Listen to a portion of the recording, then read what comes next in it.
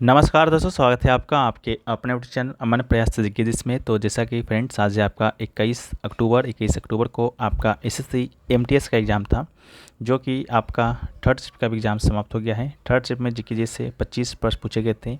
उन 25 में से अधिकतम जितना हो सकता था 100% रियल प्रश्न जो कि मुझे मिल गए हैं। तो आज की इस वीडियो में हम उन सभी प्रश्नों को डिस्कस करेंगे, साथ में उनसे जो इम्पोर्टेंट एक्स्ट्रा फैक्ट्स को भी देखते चलेंगे। तो चलिए वीडियो को स्टार्ट करते हैं बिना किसी देरी के। तो आज का जो हमारा पहला जो प्रश्न है वह है कि डोलू कुनीथा किस राज्य का लोक नृत्य का एक रूप है। तो डोलू कुनीथा की बात करेंगे तो इसका राइट आंसर आपका कर्नाटक होगा। डोलू कुनीथा कर्नाटक राज्य का एक प्रसिद्ध ढोल नृत्य है और डोलू कुनीथा नृत्य को हलु मथस्त नाम से भी है जो कि जाना जाता है। यह नृत्य बोड़ालिंगेखर मंदिर से संबंध है और डोलू कुनीथा नृत्य का मनोरंजन के साथ आध्यात्मिक महत्व भी है और यह नाम हाथुमत्था पुराण या कुरुवा पुराण नामक कथा से संबंधित है और कर्नाटक के शिमोगा जिले के हालू कुरुबा जनजाति का यह एक विशेष नृत्य है। इसके अलावा डोलू कुनीथा का अन्य रूप भी है, जैसा कि कुरुबा गोदास, देवरे यट्टे कुनिया, येलमन्ना कुनिया, सुगी कुनिया, अलगू कुनिया आदि। इसके अलावा कुछ और नृत्य जैसा कि कथकली, मोनियट्टम और कोलाकली, ये सभी आपका केरल से संबंधित है। गुशादी लंबाडी तेलंगाना से है। कुचिपुड़ी जो है आपका आंध्र प्रदेश से संबंधित है। वीडियो में आगे बढ़ते हैं, लेकिन उससे पहले बात कर लेते हैं टेक्स्ट बुक पर चल रहे कामयाबी एक्सप्रेस सेल के बारे में। इस सेल के दौरान अगर आप येली का text book pass pro purchase करते हैं तो आपको मात्र और मात्र 608 रुपये में है जो कि आपको मिलने वाला है। साथ में कूपन कोड अगर आप APG यूज़ करते हैं तो आपको 13% का एक्स्ट्रा ऑफ भी मिलेगा। जिन लोगों को टेक्स्ट बुक के बारे में नहीं पता है उनको बता दें कि यहाँ पर आप किसी भी एग्ज़ाम का मॉक टेस्ट और POIP का एक्सेस पाते हैं। लगभग भारतवर्ष में होने वाले 800 प्लस एग्ज़ामों का 80,000 प्लस मॉक टेस्ट के साथ साथ आपको 17,000 प्लस POIP है जो कि आपको एक्सेस मिल जाता है मात्र 608 रुपये में। अगर आप खर्च करते हैं येली का test book pass pro purchase करते हैं तो 1 सालों के लिए, जिसमें आपको SSC का, बैंक का, रेलवे का, डिफेंस का या स्टेट लेवल का कोई भी एग्ज़ाम होता है, उन सारे एग्ज़ाम आपकी इसमें इंक्लूड रहेंगे। इसका जो लिंक है डिस्क्रिप्शन में दिया गया है, कमेंट सेक्शन में भी पिन किया हुआ रहेगा। तो आपसे निवेदन है एक बार आप लोग जाकर चेकआउट जरूर कर लीजिएगा। हम लोग बढ़ते हैं वीडियो में आगे। तो हमारा जो नेक्स्ट जो प्रश्न है वो पूछा गया कि भारतीय राष्ट्रीय कांग्रेस यानी कि INC का प्रथम अध्यक्ष कौन थे। ठीक है, तो इसका जो राइट आंसर होगा WC बनर्जी हो जाएगा। भारतीय राष्ट्रीय कांग्रेस के प्रमुख अध्यक्षों के बारे में हम लोग फर्स्ट शिफ्ट के वीडियो में ही डिटेल पूर्वक देखा था कि कौन कौन से ईयर के कौन कौन से अध्यक्ष थे, जिसमें से आपका 1885 में जब आपका भारतीय राष्ट्रीय कांग्रेस बना था तो उस समय आपके उमेश चंद बनर्जी से हम लोग उमेश चंद बनर्जी के नाम से भी जानते हैं। स्थापना के बाद पहली अध्यक्षता आपका इन्होंने किया था। पहला जो आपका सम्मेलन है आपका 28 दिसंबर 1885 को ही हुआ था, स्थापना के वर्ष ही। इसके अलावा पहले अधिवेशन में कुल 72 लोगों ने भाग लिया था। ठीक है, इसके बाद 1886 का इसमें आपके दादा भाई नौरोजी ने है जो कि अध्यक्षता किया। 1887 की बात करेंगे तो इसमें बदरुद्दीन तैयबजी ने किया।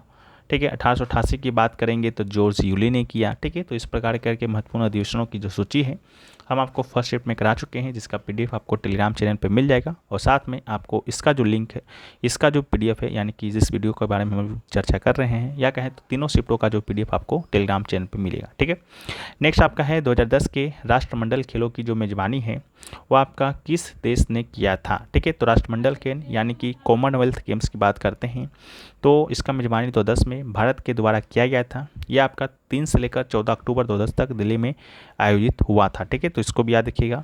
इससे पहले भारत की बात करते हैं तो 1951 में आपका एशियाई खेल शुरू हुआ था, उसका भी आपका जो मेजबानी है भारत कर चुका है। इसके बाद अब तक भारत ने 2 बार एशियाई खेल का मेजबानी किया है, एक बार 1951 में, दूसरा बार आपका 1982 में। ठीक है, तो इस बात को भी आप याद रखिएगा। बाकी उद्घाटन समारोह जवाहरलाल नेहरू स्टेडियम जो कि दिल्ली में स्थित है वहाँ पर आयोजित किया गया था। अगला है कि 2011 के जनगणना के मुताबिक किस राज्य में सबसे ज़्यादा ग्रामीण आबादी थी। तो ग्रामीण आबादी की बात करेंगे तो सबसे ज़्यादा उत्तर प्रदेश में थी, तो इसका राइट आंसर उत्तर प्रदेश होगा। अगर आपसे शहरी जनसंख्या का सबसे ज़्यादा आबादी आपसे पूछा जाता है तो इसका राइट आंसर आपका महाराष्ट्र होता। ठीक है, इसके अलावा 2011 की अंतिम जनसंख्या के अनुसार भारत की कुल जनसंख्या आपका 1210.2 मिलियन थी, जिसमें से ग्रामीण आबादी की बात करते हैं तो 833.1 मिलियन और शहरी आबादी की बात करते हैं तो 377.1 मिलियन था। ठीक है, अगला जो है कि द हंग्री टाइड के लेखक कौन है, ठीक है। तो द हंग्री टाइड जो पुस्तक है उसके लेखक हैं अमिताभ घोष, ठीक है। तो इसका राइट आंसर अमिताभ घोष होगा। हंग्री टाइड भारत में जन्मे लेखक अमिताभ घोष के द्वारा लिखा गया छठा उपन्यास है और इसने कथा के लिए 2004 में हंस क्रॉसवर्ड बुक पुरस्कार जो कि जीता है, ठीक है। अगला है कि निम्नलिखित में से किस राज्य में हम्पी डांस फेस्टिवल है जो कि मनाया जाता है। तो हम्पी डांस फेस्टिवल की बात करेंगे तो कर्नाटक में मनाया जाता है, इसका राइट आंसर कर्नाटक होगा। यह एक सांस्कृतिक उत्सव है जिसे विजयनगर के शासन काल के बाद से अक्टूबर नवंबर के महीने में मनाया जाता है। हम्पी, जिसे हम्पी में स्मारकों के समूह के रूप में जाना जाता है, यूनेस्को के विश्व विरासत स्थल है और तुंगभद्रा नदी के तट पर पूर्व मध्य कर्नाटक में स्थित है। विजयनगर साम्राज्य की राजधानी हुआ करता था 14वीं शताब्दी में हम्पी, और यह एक हिंदू धर्म का एक तीर्थ स्थल भी है, ठीक है। विजयनगर साम्राज्य की बात करेंगे तो 1336 में हरियर और बुक्का नामक दो लोगों ने, ठीक है, हरियर और बुक्का नामक दो लोग नहीं की दो भाइयों ने इस वंश का स्थापना किया था। ये जो हरियर और बुक्का थे, ठीक है, विजयनगर समाज की स्थापना करने से पहले किस साम्राज्य में सामंत थे, तो काकताई वंश, ठीक है। ये भी आपके एग्जाम में प्रश्न बन चुका था। और हरियर और बुक्का जो है आपका जो यादव वंश था, अंतिम यादव वंश, ठीक है, अंतिम यादव वंश के शासक थे संगम, उन्हीं का ये दोनों बेटा थे। और जब आपका विजयनगर समाज का स्थापना हुआ तो विजयनगर समाज में टोटल 4 राजवंशों ने शासन किया और पहला वंश का नाम ही था संगम, ठीक है, संगम वंश, ठीक है। तो इस बात को भी आप याद रखिएगा।